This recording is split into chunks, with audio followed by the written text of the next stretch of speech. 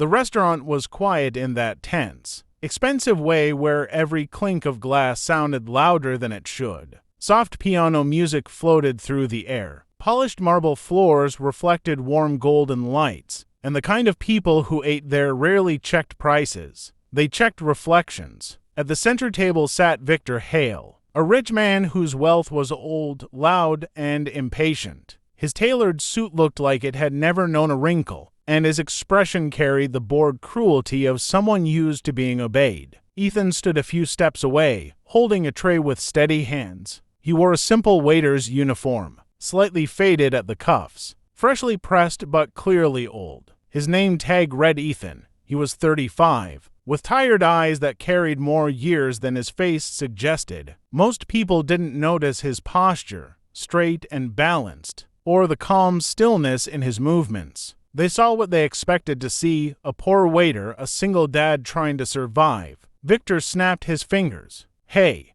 you," he said without looking up. Ethan stepped forward. "Yes, sir?" Victor glanced at the plate, sneered, and pushed it away with a finger. "This steak is overcooked. Do you people even train your staff?" "I'm sorry, sir," Ethan said calmly. "I'll replace it immediately." Victor leaned back in his chair, eyes roaming over Ethan like he was inspecting damaged furniture. "You know what your problem is," he said loudly enough for nearby tables to hear. "You accept mediocrity. That's why you're standing there and I'm sitting here." A few diners shifted uncomfortably. Others watched with interest, like this was part of the evening's entertainment. Ethan nodded. "I'll take care of it." As he turned to leave, Victor suddenly shoved his chair back and stood. "I'm not done with you." Ethan stopped and turned. Victor stepped closer, invading his space. "People like you should learn respect. You spill drinks, mess up orders, and expect tips like you're entitled to something."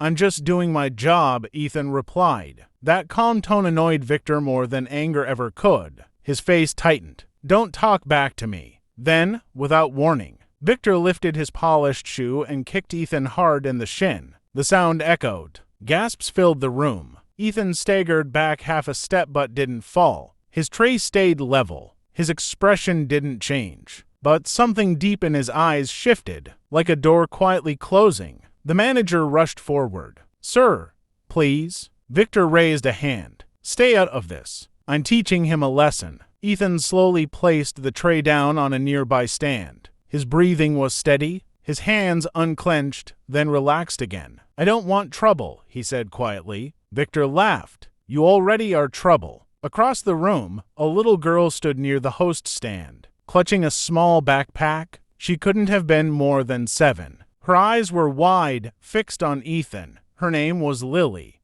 his daughter. She had been waiting for him to finish his shift, so they could go home together. Ethan glanced at her for a brief second. "Just long enough?" Victor followed his gaze and smirked. "Oh, you brought your kid to work. Classy. Let her watch. Maybe she'll learn what happens when you aim too high." That was the moment the room truly went silent. Ethan looked back at Victor and, for the first time, he spoke with something else beneath his calm. "Step away." Victor scoffed and shoved Ethan in the chest. What happened next was fast. Too fast for most people to process. Ethan caught Victor's wrist mid-shove, twisted it slightly, just enough to redirect force. Victor stumbled forward, off balance. Ethan stepped to the side, his movement smooth, precise, economical. He swept Victor's leg, not violently, but decisively. Victor hit the floor hard. The sound wasn't dramatic. It was final. The room froze. Ethan stood over him, not threatening, not angry, just controlled. His voice dropped lower. "I said step away." Victor tried to scramble up, panic flashing across his face for the first time. Ethan gently pressed a foot against Victor's shoulder, pinning him without effort. Security guards rushed in, but they slowed when they saw the position. One of them, a former Marine, stared at Ethan with sudden recognition in his eyes. Not recognition of a face, but of technique. "Sir," the guard said carefully,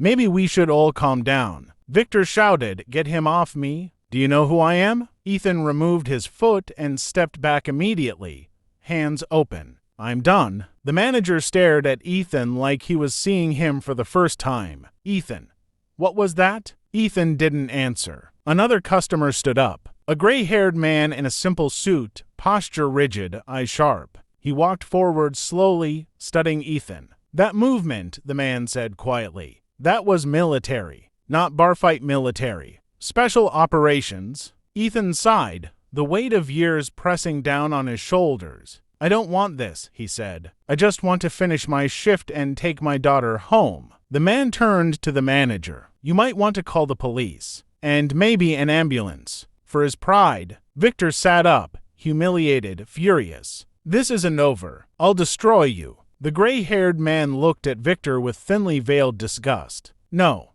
you won't. Victor snapped his head toward him. Who are you? Someone who knows exactly who he is, the man replied, nodding at Ethan. The room buzzed with whispers. Ethan walked over to Lily and knelt. It's okay, he said softly. We're going home. She hugged him tightly. Daddy, were you scared? He smiled gently. No, sweetheart. Police arrived quickly. Statements were taken. Security footage was reviewed. The kick, the shove, the fall.